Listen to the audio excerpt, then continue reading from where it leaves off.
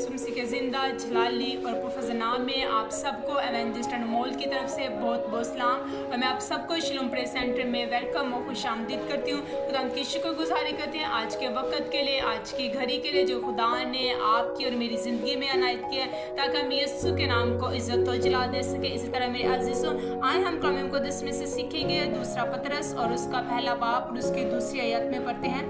खुदा और हमारे खुदावंद यीशु की पहचान के सबब से फजल और इत्मीनान तुम्हें ज्यादा होता रहे। खुदावंद का पाक कलाम पढ़ा और सुना जाना हम सब के लिए वाइसा बरकत हो।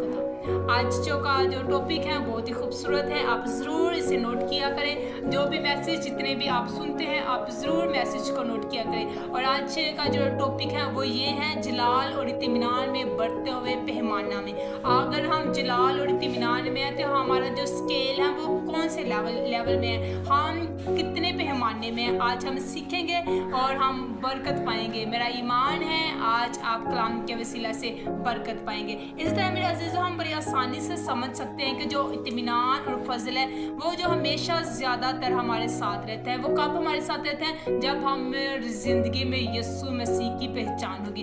इसी तरह मेरे अजीज़ों, जब हमें कोई कहता है कि आप मेरे लिए दुआ करें, आप मेरे लिए बरकत चाहें, मैं मुश्किल की हालत में, परेशानी की हालत में, उदासी की हालत में, तो आप तरस खाकर उसके लिए दुआ करना शुरू कर देते हैं। क्या वो आप जब दुआ कर रहे होते हैं तो क्या आपकी ज़िंदगी में या दूसरों के लिए आप दुआ कर रहे होते हैं या कोई दूसरा आपके लिए दुआ कर रहा होता है तो क्या आपकी ज़िंदगी में इत्मीनान आ जाता है? नहीं, ऐसा कभी नहीं होता मेरे अजीज़ों। जब हमारा लगाव, हमारा ध्यान खुदा के साथ होगा, हमारी पहचान खुदा के साथ होगी, तो कलाम में लिखा है कि मैं तुम्हें अपना इत्मीनान दिए जाता हूँ। मेरे अजीज़ों, दुनिया आपको इत्मीनान नहीं दे सकती, खुदा है जो आपको अपना इत्मीनान। आप खुदा के कलाम को पढ़ें, खुदा के कलाम को जानें और आपकी जो ज़िंदगी है वो आप जब अपनी ज़िंदगी खुदा के कलाम के मुताबिक गुजारेंगे तो फिर आपके अंदर इत्मीनान होगा, आपके अंदर फजल होगा और आप पुरमुसरत पुरजोश के साथ आपके साथ साथ खुदा का इत्मीनान रहेगा।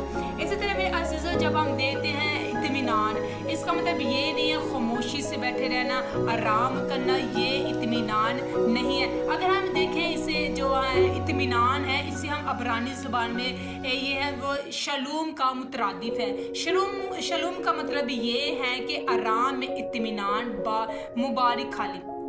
अगर देखो मुबारक खाली है, अगर हमारे अंदर कलाम है तो हम जो बरकतें जो मुबारक खाली के वो हम अपने साथ बरकतों को लेकर वापस लौटते हैं। जब हम कलाम को सुन रहे होते हैं, कलाम पर अमल कर रहे होते हैं, तो वो फिर क्या है, हम मुबारक खाली की बरकतें अपने साथ लेकर आ रहे होते हैं। इसी तरह मेरे अजीज़ों, जब हम परेशानी का या उलझनों के शिकार में होते हैं तो हमें चाहिए कि हम खुदा के कलाम की पहचान करें, खुदा के कलाम को अपनी ज़िंदगी में रखें। हमें अपनी उलझनों को, परेशानियों में हमने गिरफ्तार नहीं होना। अगर हम इत्मीनान चाहते हैं, अगर हम फजल चाहते हैं, तो मेरे अजीज़ों हमें चाहिए कि हम खुदा के कलाम की पहचान करें। यीशु मसीह ही है जो हमें अपने कलाम के वसीले से इत्मीनान देते हैं, हम पर फजल करता है। मेरे अजीज़ों, फजल लेने के लिए हमें कलाम में से सीखना है कि खुदा कहता है कि मैं तुम्हें अपना इत्मीनान दिए जाता हूँ। आपको दुनिया इत्मीनान नहीं दे सकती। आप में ये नहीं कहा गया कि इत्मीनान और फजल एक बार किया जाएगा, बल्कि बाइबल हमें सिखाती है कि इत्मीनान और फजल ज्यादा होता रहे। खुदा ने कहा कि एक बार नहीं बल्कि बार बार लामहदूद। मेरे अजीज़ों, हमें चाहिए कि जो खुदा है वो जो हमें अपना इत्मीनान देते हैं, अपना फजल हम पर करते हैं, तो हमें चाहिए कि हम खुदा के कलाम की पहचान करें। हमें चाहिए कि हम खुदा के कलाम के मुताबिक अपनी ज़िंदगी गुजारे, उसकी हजूरी में गुजारे। जब इसी तरह जब हम अगर किसी के घर में जाए या किसी के घर में कोई मायूस हो, परेशानी की हालत में हो या डेथ किसी के घर में हुई हो, तो हम यही कहते हैं कि खुदा आपको अपना इत्मीनान दे। मेरे अजीज़, जो खुदा है वो अपना इत्मीनान देते हैं तो आप क्या होते हैं, स्ट्रॉन्ग हो जाते हैं, आप मजबूत हो जाते हैं। मेरे अजीज़ों, अगर हम भी मजबूत होना चाहते हैं, अगर हम भी इत्मीनान और फजल हासिल करना चाहते हैं, तो हमें खुदा के कलाम की पहचान करने की ज़रूरत है, हमें खुदा के कलाम पर कायम रहने की ज़रूरत है। मेरे अजीज़ों, जो इत्मीनान है वो खुदा ही अपने लोगों को देता है।